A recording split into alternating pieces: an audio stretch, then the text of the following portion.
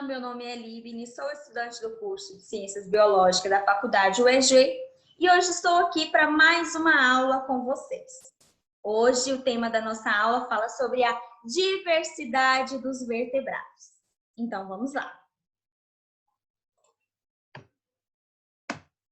Os animais vertebrados pertencem ao reino animal, filo dos cordados, que são caracterizados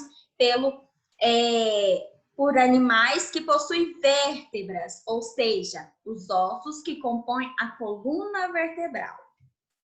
Os subfilos dos vertebrados são, aqui tem algumas representações de cada filo, que é os peixes, aves, mamíferos, répteis e anfíbios. Todos esses animais aqui são vertebrados.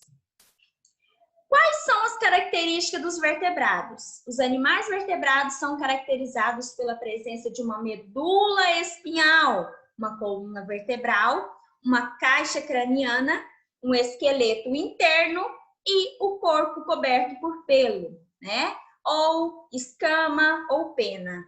Aqui eu tenho algumas imagens, tá? De algumas representações de alguns esqueletos, tá? De alguns animais vertebrados. Bom, agora nós vamos falar sobre o subfilo dos peixes, que também são classificados como um animal vertebrado. Eles possuem 3 classes de vertebrado. Nós temos os agnatos, tá? Que são peixes sem mandíbulas. Nós temos os osteites, que são peixes ósseos, tá? E nós temos os condrictes, que são peixes cartilaginosos. As características dos agnatos, aqui em cima nessa imagem aqui, vocês podem observar que nós temos a imagem de um agnatus, tá? De um peixe agnato. Qual que é as suas características? Respiração braquial, corpo cilíndrico e alongado, esqueleto cartilaginoso, tem nadadeiras, vocês podem perceber que ele tem nadadeira e uma nadadeira caudal. A sua boca é circular, vocês podem ver nessa imagem abaixo, tá? A sua boca, ela é um formato de círculo, onde ela suga os alimentos. O seu sistema digestório é completo, o seu sistema nervoso é composto pelo cérebro e a linha lateral, ela capta vibrações na água, tá? E ele é um peixe que não possui escama. Agora, nós vamos falar sobre os osteites, são aqueles peixes que possuem um esqueleto ósseo, escamas, nadadeiras mais flexíveis, onde ajuda a movimentar, a ganhar mais velocidade e fazer alguns movimentos na água. Possui dentes e mandíbulas. O seu sistema digestório também é completo. O seu intestino, ele é sem a válvula espiral, tá? Que finaliza no ânus.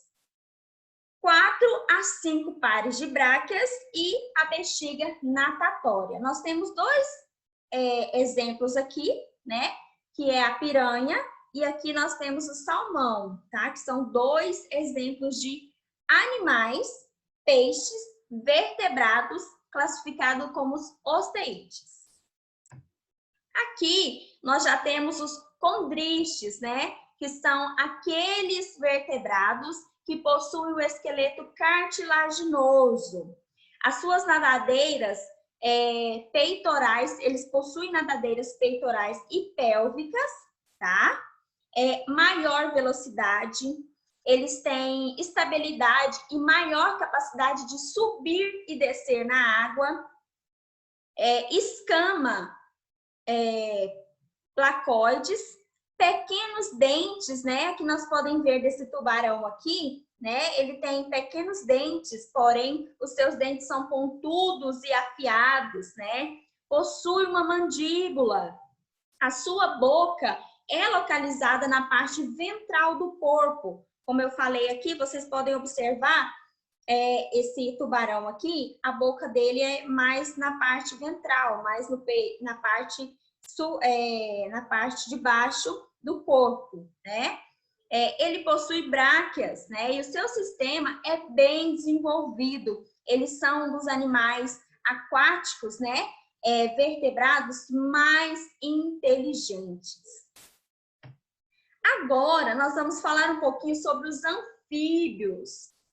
Anfíbios receberam esse nome em razão de muitos de seus representantes viverem durante uma fase de sua vida em ambiente aquático, né? Então, por isso que eles tiveram esse nome de anfíbios, devido a alguns, né, passar uma etapa da vida, né, em ambientes molhados, nas águas, né? E quais são as classificações, né, as classes dos anfíbios? Eles também podem ser divididos em 3, que são, a primeira delas é a ordem Anura, né, que são os sapos, as pererecas e as rãs, tá? A sua produção é através de ovos, tá? As bráquias possuem bráquias externas. Eles vivem em ambiente úmido, né, ou próximo a esses ambientes. Muitos possuem uma toxina, né, secretam uma toxina do seu corpo. Para quê? Para correr, né, para afastar as suas presas, né, os seus predadores, né. Se alimentam de invertebrados pequenos, tá? Ou até mesmo alguns vertebrados também, ou invertebrados pequenos, como os camundongos. Possui uma língua retrátil, né, longa e viscosa, que auxilia na capturação das presas. Então, esses que eu falei, essas características, são as características dos sapos, pererecas e das rãs. Aqui nós podemos ver uma rã e aqui uma perereca, tá? Esses anfíbios, eles não possuem cauda quando adultos, somente quando filhotes ainda, né? Depois da liberação dos ovos, né? Dos ovos na água, eles viram, com o passar do tempo, com a sua evolução, eles viram um girino. Depois que eles pegam um tamanho maior, eles perdem aquela cauda, né? E saindo do ambiente aquático para também habitar as terras, né? Os sapos, eles possuem uma pele mais rugosa, né? Mais grossa. Já as rãs não, elas possuem a pele mais lisa. E as rãs, elas têm uma característica importantíssima, né? Que são as suas pernas alongadas, devido a pular, né?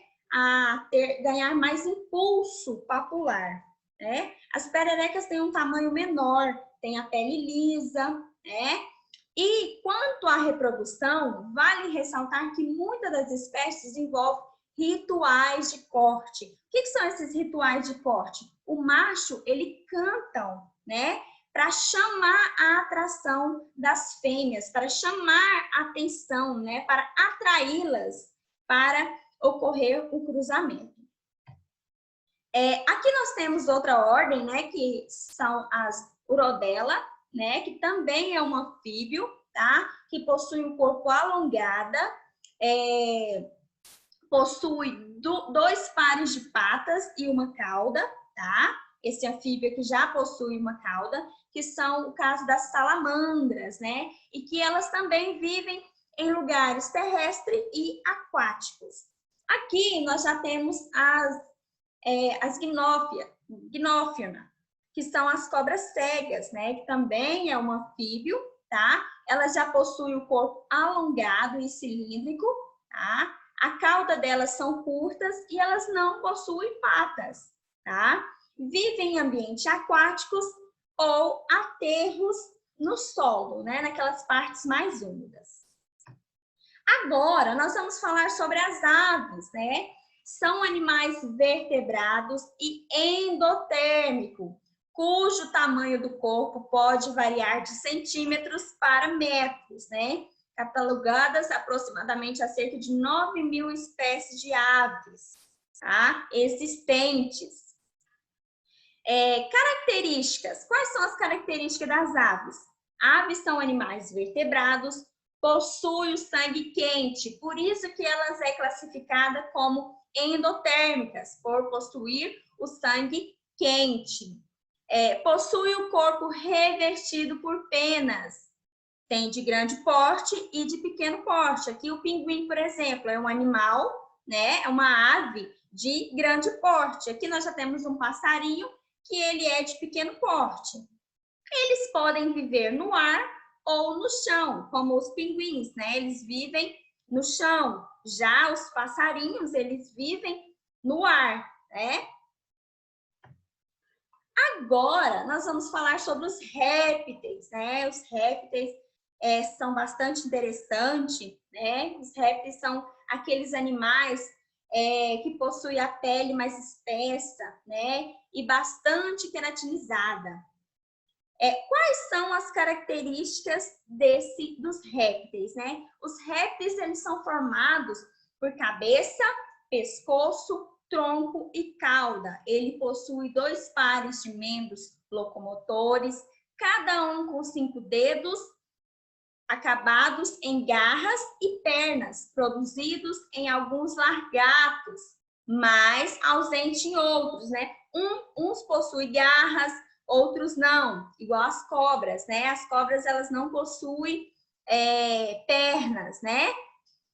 Eles podem ser animais rastejantes ou nadadores, como as cobras, né? As cobras é um animal rastejante. E a tartaruga, ela é um animal, répteis, né? Vertebrados, que vive na água, que ela é um animal nadador. A pele é ressecada e resistente, tá? Coberta por escamas de origem epidérmica, que torna a queratinizada e praticamente impermeável, ou seja, ela não passa a água para dentro de seu corpo, tá? E a maioria possui dentes, tá? E eles têm uma vantagem, eles escutam somente a respiração pulmonar. Agora, nós vamos falar sobre os mamíferos. Estima-se que exista mais de 5.000 espécies de mamíferos, encontrados em quase todos os biomas do planeta. Eles são animais terrestres, aquáticos e voadores, como os morcegos, né? Quais são as características desses mamíferos? São seres altamente adaptados, aquático ou terrestre, respiração pulmonar, tá? Encontra-se em todo o território, em todo o planeta, né? Eles têm caracteriza-se, né, pelos pelos no corpo e pelas glândulas mamárias, né, que são na fêmea. A quantidade de pelos, pessoal, ela varia muito de espécie para espécie, tá? Igual as baleias. As baleias, ela é um mamífero, só que ela possui pelos apenas, né, ao redor do focinho. E a sua pele, ela é lisa, né? Então, mas ela é um mamífero, sim, tá? O pelo, ele funciona como isolamento, dificultando a dissipação do calor da superfície da pele para o ambiente, né? Todos têm a fecundação interna. Eles podem ser quadrúpedes ou bípedes, né? Ou seja, que locomovem-se por patas ou por 4 patas ou por pernas, né? Por 2 pernas. A maioria deles, né? Cuida de seus parentes até na fase adulta, né? E outros não. Uns podem ser carnívoros, herbívoros, onívoros, né? E outros não. Aqui nós temos várias imagens, né? De animais mamíferos.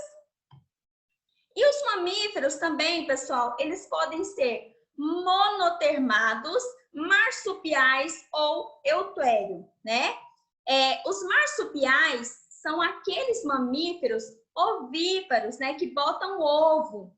Eles têm a glândula mamária, mas não têm mamilos, né? E como que ocorre a amamentação desse filho, né? Ele suga, né, os pelos da mãe para assim, então, ter a liberação do leite. Um exemplo desse monotornados é o otorringo, né? O otorringo, ele é um mamífero, sim, tá?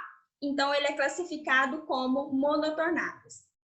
Nós temos os marsupiais, né? Que são os cangurus, os gambás. Eles apresentam uma bolsa no abdômen, né? Onde carrega o seu filho. E ali ele vai amadurecendo, né? E nós temos os placentários, né? Que o bebê é gerado através da bolsa, né? O anexo embrionário, até o nascimento. Um exemplo dele é o homem, né? O ser humano, são os placentários. Bom, pessoal, estamos terminando por aqui. Espero que vocês tenham gostado, tá? Da nossa aula. Fiquem todos com Deus e até mais.